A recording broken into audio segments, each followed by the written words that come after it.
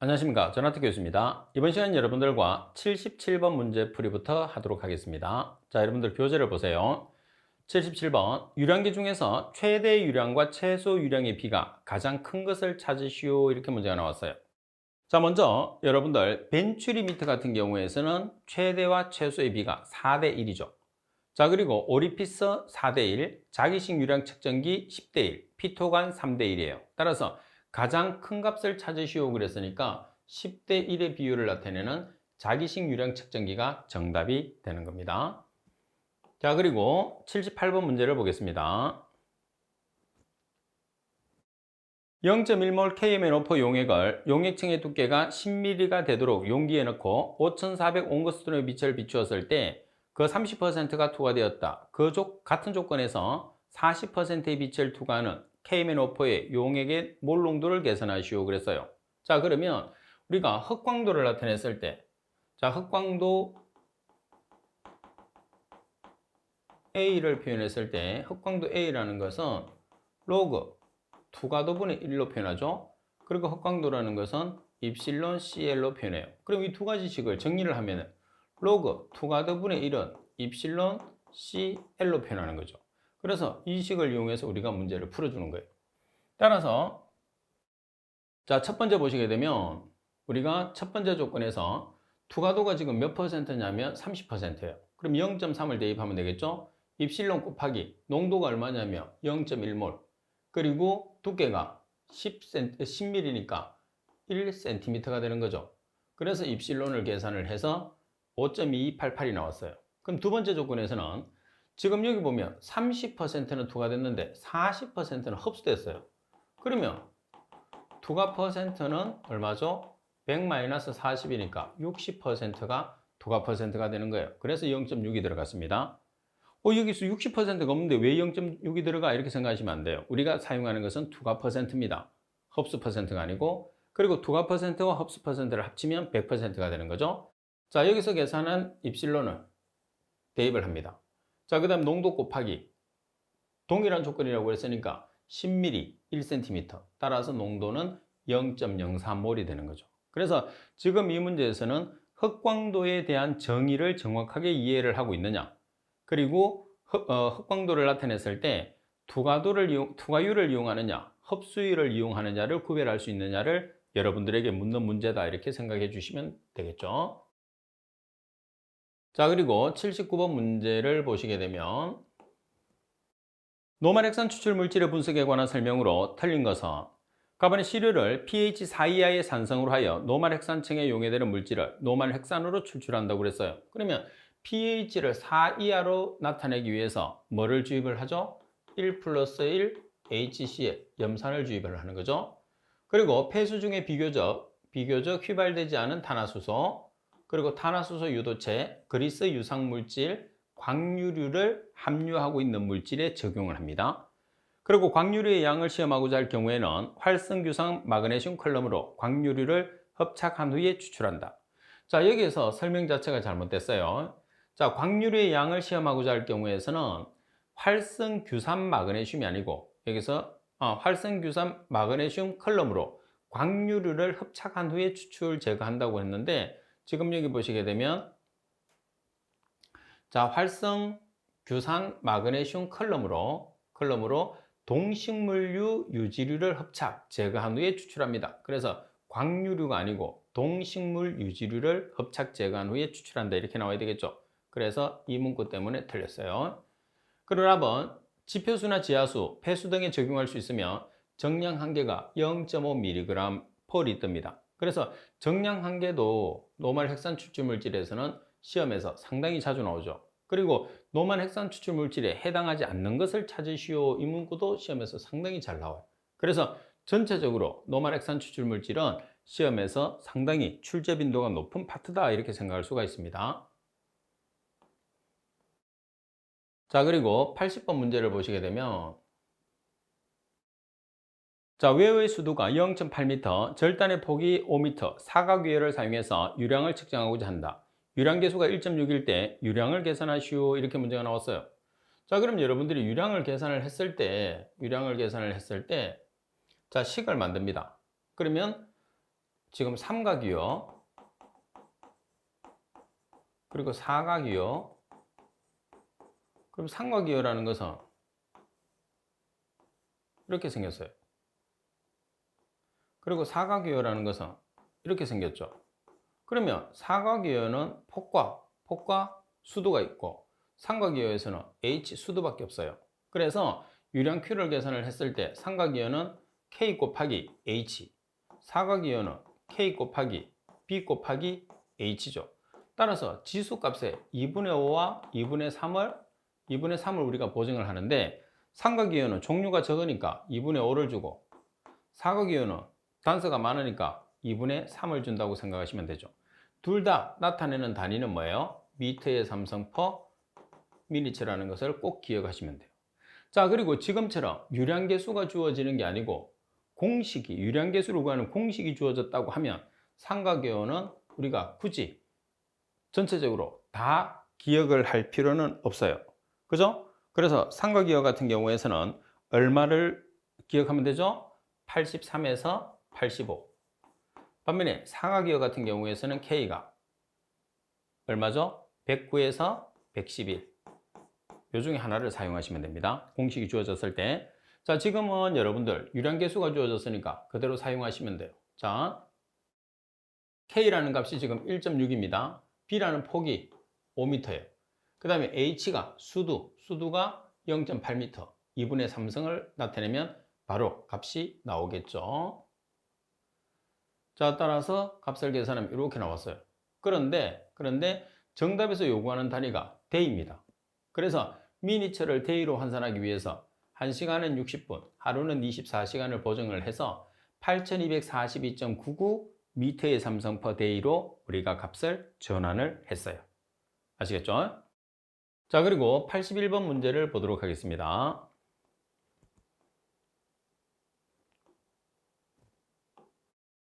자, 81번에 보면 폐수 처리업자의 준수사항으로 틀린 것은 가번의 정발 농축시설, 건조시설, 소각시설의 대기오염 물질의 농도를 매월 1회 자가 측정하여야 하며 분기마다 악취에 대한 자가 측정을 실시한다고 되어 있습니다.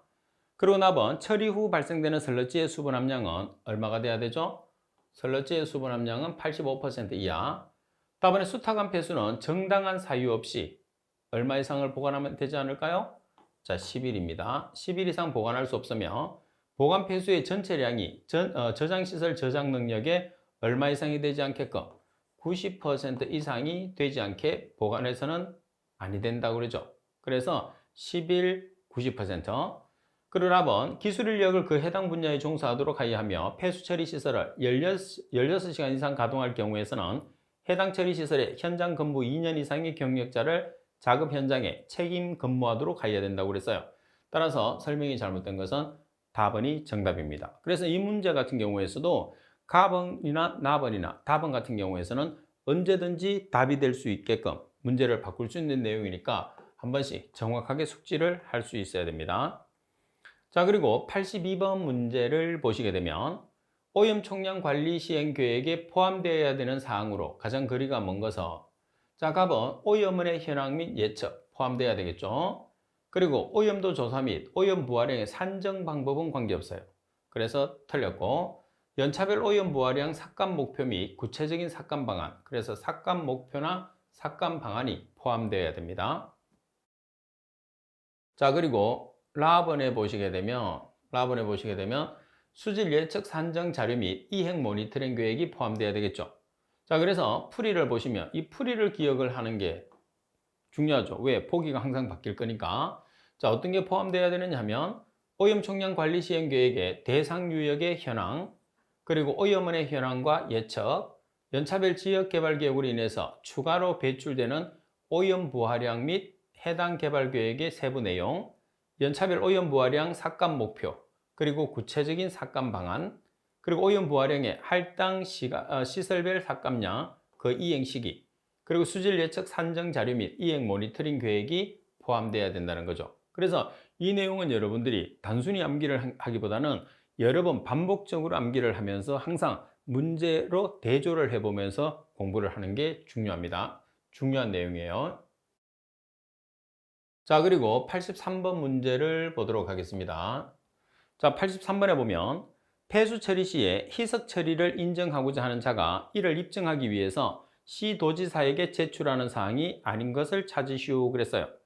자, 먼저 처리하려는 폐수의 농도 및 특성. 자, 폐수의 농도 및 특성 들어가죠.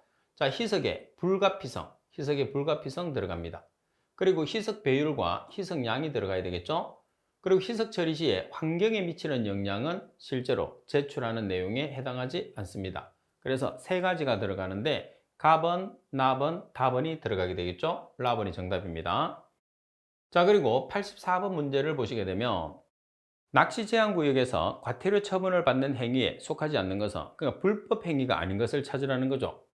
자, 먼저 1번에 보면 한 명당 4대 이상의 낚싯대, 한 명당 4대 이상의 낚싯대를 사용한 행위는 해서는 안 됩니다. 그리고 4번 낚시 바늘에 떡밥을 뭉쳐서 미끼로 던지는 행위. 근데 여기서는 단서가 있어야 돼요.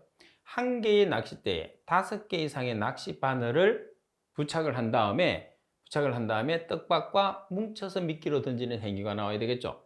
그래서 여기서는 단서가 빠져서 관계없습니다. 그 다음 고기를 잡기 위해서 폭발물을 이용하는 행위, 낚시 어선법을 영위하는 행위. 따라서 잘못된 것은 나번. 법이라는 것은 정확하게 문구가 나와야 됩니다. 자, 그리고 85번을 보겠습니다. 위 업무 보고사항 중에서 보고 횟수가 연 1회에 해당되는 것은 자, 갑은 기타 수질 오염원의 현황은 연 2회에 해당합니다. 그리고 폐수 위탁이나 사업장 내에서 처리 현황 및 처리 실정은 연 1회. 그리고 과징금 징수 실정 및 체납 처분 현황은 2회. 자, 그리고 폐수 처리업에 대한 등록, 지도 단속 실정 및 처리 실적 현황은 2회입니다. 따라서 1회에 해당하는 것은 나번이 되겠죠. 자, 이거는 여러분들이 이론편을 보면서 자, 우리가 수시 보고 횟수가 연 1회, 연 2회, 연 4회로 여러분들이 다시 나누어서 정리를 하세요. 그런 다음에 연 2회가 제일 많으니까 연 2회는 암기하는 걸 패스하고 수시 1회, 연 4회를 암기를 하는 거죠. 그래서 암기가 안 된 나머지는 전부 다 연 2회 꼭 구별을 해놔야 됩니다. 시험상에서 여러분들 시험에서 상당히 자주 출제되기 때문에 정확하게 숙지를 해야 됩니다. 지금 보시면 상당히 자주 나오잖아요. 그죠? 그래서 꼭 맞춰야 됩니다. 자, 그리고 86번 문제를 보시게 되면 농약 사용 제한 규정에 대한 설명으로 갈로에 들어갈 기간은 시도지사는 골프장의 농약 사용 제한 규정에 따라 골프장의 맹독성, 고독성 농약의 사용 여부를 확인하기 위해서 갈로마다 골프장별로 농약 사용량을 조사하고 농약 잔류량을 검사한다고 그랬어요. 자, 여기서 갈로에 들어가는 것은 얼마마다 우리가 농약 사용량을 조사를 하죠? 매 반기마다 하는 거죠. 따라서 매 반기마다 한다는 것은 상반기, 하반기. 그래서 1년에 2번을 하게 됩니다. 4번이 정답. 자, 그리고 87번 문제를 보겠습니다. 오염 총량 관리 지역의 수계 이용 상황 및 수질 상태를 고려해서 대통령령이 정하는 바에 따라서 수계 구간별로 오염 총량 관리의 목표가 되는 수질을 정하여 고시하는 자는 누가 되느냐? 당연히 누가 될까요? 환경부 장관입니다. 당연히 이제 우리가 환경부 장관이나 시도지사가 되는데 대부분은 환경부 장관이 정답이 되게 돼 있죠. 자, 그리고 87번 문제를 보겠습니다. 88번이죠. 88번. 배출 부과금의 부과 시 고려사항이 아닌 것은 아주 중요합니다. 자, 먼저 여러분들 고려사항 중요하다고 했어요. 배출오염 기준의 초과 여부 맞습니다. 배출되는 수질오염 물질의 종류, 그리고 배출 기간, 그리고 위해성은 관계없어요. 왜 그러냐면 수질오염 물질은 다 위해성을 가지기 때문에. 자, 그러면 조금 더 구체적으로 부과 시에 고려사항을 보면 자, 배출오염 기준의 초과 여부, 그리고 수질오염 물질의 종류, 배출 기간, 그리고 배출량, 자가 측정 여부 이 5가지에 의해서 우리가 배출 부과금 부과 시 고려를 해서 배출 부과금을 산정을 하게 되는 거죠. 따라서 5가지 정확하게 구별을 해야 됩니다. 자, 89번은 매번 나오죠, 매번. 그래서 제가 항상 강조를 하지만은 여러분들이 안 외우면 안 돼요. 그래서 반드시 암기를 해야 됩니다. 비점오염 저감시설의 시설 유형별 기준에서 자연형 시설이 아닌 것은 그럼 여기서는 여러분들이 시설 유형에서 자연형 시설과 장치형 시설 두 가지를 암기를 해두면 이 문제는 굳이 이제 안 봐도 돼. 왜? 내용을 여러분 다 아니까. 그래서 자연형 시설은 저류시설, 인공섭지, 침투시설, 식생형 시설에 해당하고, 그 다음에 여러분들 장치형 시설 같은 경우에서는 여과형 시설, 소용돌이형 시설, 그리고 스크린형 시설, 응집 침전 시설, 생물학적 처리형 시설이 되는 거죠. 그러면 여기서는 자연형 시설이 아닌 거라고 그랬어요. 그러면 자연형 시설은 저류시설 포함되죠? 인공시설 포함되죠? 식생형 시설 포함되죠? 그럼 정답은 여과형 시설은 어디에 해당해요? 여기 장치형 시설에 해당하죠. 따라서 정답은 답은이 정답. 꼭 기억해 놔야 됩니다. 상당히 중요하죠. 왜? 자주 나오니까 중요한 거예요. 자, 그리고 90번 문제를 보면, 자, 물환경 보전 법령상 용어 정의가 틀린 것은, 자, 폐수라는 것은 물에 액체성 또는 고체성의 수질오염 물질이 섞여 있어 그대로 사용할 수 없는 물. 맞습니다. 자, 그리고 나번에 보시게 되면 수질오염 물질은 사람의 건강이나 재산, 동식물 생육에 위해를 줄 수 있는 물질로서 환경부령으로 정하는 것. 맞습니다. 자, 그리고 여기서는 단서가 잘못됐네, 그죠? 자, 환경부령으로 정하는 것은 맞는데 여기 있는 내용이 잘못됐어요. 뭐가 돼야 되죠? 수질오염의 요인이 될 수 있는 물질로 환경부령으로 정하는 것을 수질오염 물질이라고 정의를 내리니까 나번이 잘못됐네요. 그리고 답은 강우유출수. 강우라는 것은 비점오염원에 해당하죠. 따라서 비점오염원에 수질오염 물질이 섞여 유출되는 빗물 또는 눈 녹는 물을 우리가 강우유출수라고 합니다. 자, 그리고 기타 수질오염원입니다. 자, 점오염원과 비점오염원으로 관리되지 아니하는 수질오염 물질을 배출하는 시설 또는 장소로서 누구의 명령으로 정하죠? 환경부령으로 정하는 것을 우리가 기타 수질오염원. 따라서 정답은 나번입니다. 자, 그리고 91번 문제를 보도록 하겠습니다. 자, 91번도 시험에서 상당히 자주 나오는 문제죠. 꼭 기억을 해야 됩니다. 공공수역의 물환경 보존을 위해서 고냉지 경작지에 대한 경작 방법을 권고할 수 있는 기준이 되는 해발고도와 경사도. 항상 두 개를 묻죠. 자, 해발고도는 400m 이상, 경사도는 15% 이상이에요. 그래서 400m 이상, 15% 이상 꼭 기억을 해 놓으세요. 아주 중요한 문제입니다. 정답은 라번. 자, 그리고 92번 문제를 보도록 하겠습니다. 수질오염 경보의 종류별, 경보 단계별 조치사항 중에서 상수원 구간에서 조류 경보의 관심 단계일 때 유역지방환경청장의 조치사항으로 알맞은 것을 찾으시오 그래요.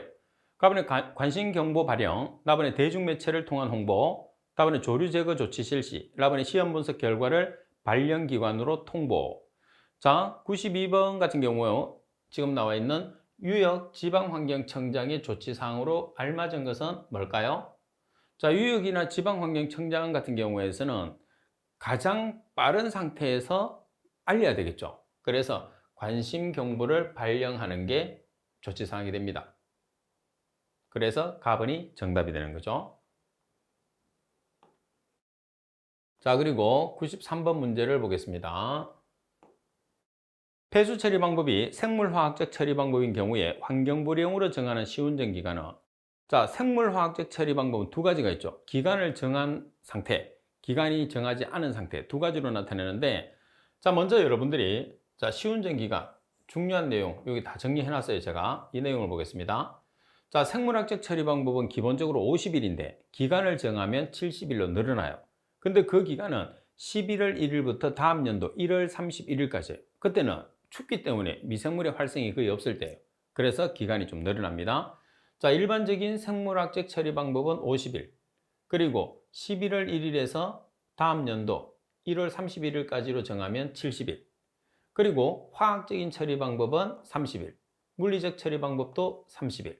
화학적이나 물리적 처리 방법은 약품을 사용하기 때문에 시운전 기간을 짧게, 그래서 30일, 미생물을 이용하는 방법은 길게 50일. 그 50일 중에서도 11월 1일부터 다음 연도 1월 31일까지는 70일. 그래서 30일, 30일, 50일, 70일이라는 거 꼭 기억해 주세요. 자, 그럼 여기서 가동 시작일이 5월 1일이에요. 5월 1일은 11월 1일에서 1월 31일까지 들어가지 않죠. 그래서 며칠이 되나요? 50일이 정답이 되는 거죠. 자, 그리고 74번 문제를 보도록 하겠습니다. 수질 및 수생태계 환경 기준 중에서 하천 사람의 건강보호 기준 항목이 육가크롬 기준으로 옳은 것은, 자, 육가크롬 여러분들이 기준치를 나타냈을 때 카드뮴에서부터, 그러니까 이렇게 정리를 했죠. 0.5, 0.05, 0.005에 해당하는 항목들을 꼭 정리를 해놔야 돼. 그 다음에 불검출 항목 4개 정리를 해놔야 되는데, 불검출이 된다 하더라도 검출 1개는 꼭 기억을 해야 되죠. 그 다음에 또 뭐가 있느냐면 사이화탄소하고 헥사클로로벤젠을 기억을 해야 돼. 자, 이 값은 0이 소수점 아래 0이 많이 들어가죠. 그 다음 마지막에 4로 끝나요. 사이화탄소의 4, 헥사클로로벤젠, 헥사에서 4. 그러면 사이화탄소는 얼마가 되는 거죠? 0.004. 반면에 헥사클로로벤젠은 0.0004. 그래서 헥사클로로벤젠은 소수점 아래 0이 4개죠. 사이화탄소는 소수점 아래 0이 2개가 들어간다는 거. 마지막으로 끝나는 숫자는 4. 그래서 반드시 정리를 해 놓으셔야 됩니다. 꼭 정리하세요. 자, 육가크롬의 기준은 0.05mg/L 이하예요. 그래서 답은이 정답. 그래서 0.5, 0.05, 0.005 그리고 사이화탄소, 헥사클로로벤젠 정도만 기억하면 충분히 여러분들이 전체적으로 답을 다 맞출 수 있습니다. 자, 그리고 95번 문제를 보시게 되면, 자, 95번 문제입니다. 가번에 환경기준에 미달하는 하천으로 유달 부하량 중에서 비점오염원이 30% 이상인 지역, 이렇게 나와 있어요. 30%가 아니고 얼마죠? 50% 이상인 지역. 그리고 비점오염 물질에 의해서 자연 생태계에 중대한 위해가 초래되거나 초래될 것으로 예상되는 지역. 답은에 인구 100만 명 이상인 도시로서 비점오염원 관리가 필요한 지역. 인구 100만 명 이상. 자, 그리고 라번, 지질이나 지층 구조가 특이하여 특별히 관리가 필요하다고 인정되는 지역. 그래서 설명이 잘못된 것은 가번. 가번에 보시면 유달 부하량 중에서 비점오염원이 50% 이상 지역이 돼야 되겠죠. 따라서 가번이 정답. 자, 그리고 96번 문제를 보겠습니다. 96번에 보시게 되면, 자, 측정기기의 부착 대상 중에서 대상 및 종류 중에서 부대 시설에 해당하는 것으로 옳게 짝지어진 것을 찾으시오 그랬어요. 자, 여기서도 풀이를 보겠습니다. 수질 자동 측정기기 그리고 부대 시설 두 가지를 비교를 해서 우리가 기억을 하는 것이 중요해요. 그럼 여기에서 수질 자동 측정기기는 수소 이온 농도, 그리고 화학적 산소 요구량, 부유 물질량, 총질소, 총인이 해당합니다. 반면에 부대 시설은 자동 시료 채취기, 자료 수집기가 들어가는 거죠. 그럼 지금 문제 조건에서는 뭐를 우리가 찾으라고 그러죠? 부대 시설에 해당하는 거. 그러면 자동 시료 채취기 그리고 자료 수집기가 되니까 가번이 정답이 되는 거예요. 그래서 여러분들은 수질 자동 측정기기와 부대 시설을 두 가지를 같이 꼭 정리를 하도록 하십시오. 자, 그리고 97번 문제를 보시게 되면, 초과 배출 부과금의 부과 대상이 되는 오염 물질의 종류에 포함되지 않는 것은, 그래서 여러분들이 이 내용을 정리를 하는 것도 중요하겠지만 뭐를 기억을 해야 되죠? 초과 부과금 1kg에 해당하는 부과금액. 그러면 항목과 금액을 같이 할 수 있는 거죠. 그래서 1kg에 해당하는 부과금액을 반드시 숙지를 해야 됩니다. 자, 97번 가번에 보면 페놀류, 나번에 테트라클로로에틸렌, 다번에 망간 및 거화합물, 라번에 플로르화합물이 불소화합물이 되는 거죠. 자, 따라서 97번에서 해당하지 않는 것은 뭐죠? 불소화합물은 해당하지 않습니다. 라번이 정답이 되는 거죠. 그래서 말씀드린 것처럼 이 내용을 암기를 하는 게 아니라 1kg당 부과금액을 같이 기억을 해야지 우리가 더 중요한 문제, 더 자주 나오는 문제를 맞출 수 있어요. 자, 그리고 98번 문제를 보겠습니다. 98번도 상당히 중요한 문제죠. 중점관리 저수지의 지정 기준으로 옳은 것은, 자, 1천만 단위가 뭐가 되는 거죠? 미터의 삼성이 되는 거죠. 따라서 총 저수 용량이 1천만 미터의 삼성인 저수지가 되는 거예요. 나번이 정답입니다. 단위가 미터의 삼성이라는 거 꼭 기억하세요. 그리고 99번 수질오염 방지 시설 중에서 물리적 처리 시설이 아닌 것은, 자, 우리가 물리적 처리 시설이 있고요.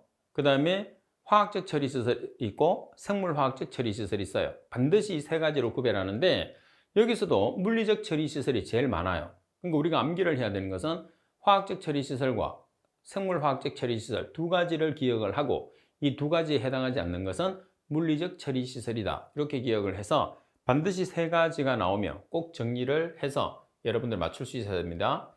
자, 가번은 혼합시설, 나번에 침전물 계량시설, 다번에 응집시설, 나번에 유수분리시설. 여기서 침전물 계량시설이라는 것은 어디에 해당하죠? 화학적 처리시설에 해당합니다. 그래서 정답은 나번이 정답. 반드시 찾아내야 됩니다. 정확하게 여러분들이 모르면 찾아낼 수가 없어요. 자, 그 다음에 97번 형태가 지금 보면 100번으로 나와 있어요. 그래서 100번을 정확하게 알아야지 문제를 맞출 수 있습니다. 더 자주 나오기 때문에. 초과 부가금의 산정에 필요한 수질오염 물질과 1kg당 부가금액이 옳게 연결된 것을 찾으시오 그랬어요. 자, 유기물질은 250원일 때와 450원일 때가 있죠. 그래서 생물화학적 산소 요구량이라는 BOD와 그리고 화학적 산소 요구량 COD를 이용해서 측정한 경우에서는 250원, 그리고 TOC라는 총유기 탄소량을 이용해서 측정한 경우에서는 450원이 되죠. 그래서 일단 틀렸어요. 그 다음에 총질소는 얼마가 되는 거죠? 총질소는 500원. 자, 그리고 페놀류는 5만 원이 아니고 얼마예요? 15만 원. 따라서 바르게 설명된 것은 유기인 화합물이 얼마죠? 15만 원이 되나요? 라번이 정답이 되네. 그죠? 자, 이렇게 해서 여러분들과 오늘도 문제를 풀어봤는데 항상 여러분들이 문제를 풀고 나면 처음 봤던 내용들은 한 번 정도 가지고는 풀기가 힘들어요. 그래서 여러 번 반복 학습을 한다고 생각을 하고 문제를 풀어주면 여러분들이 쉽게 합격을 할 수 있을 거고, 그리고 항상 이론을 우리가 배웠기 때문에 이론을 중심으로 해서 여러분들이 문제를 풀이를 한다고 생각을 해야 돼요. 똑같은 문제가 나오는데 똑같은 문제가 나오면 나는 맞추고 똑같은 문제가 안 나오면 나는 못 풀어. 이렇게 하면 우리가 수업을 듣는 의미가 없어지는 거죠. 그래서 여러분들이 문제 풀이를 집중해야지 똑같은 문제가 나오는 걸 자꾸 찾으시면 안 돼요. 자, 오늘 수업은 이것으로 마치도록 하겠습니다. 수고하셨습니다.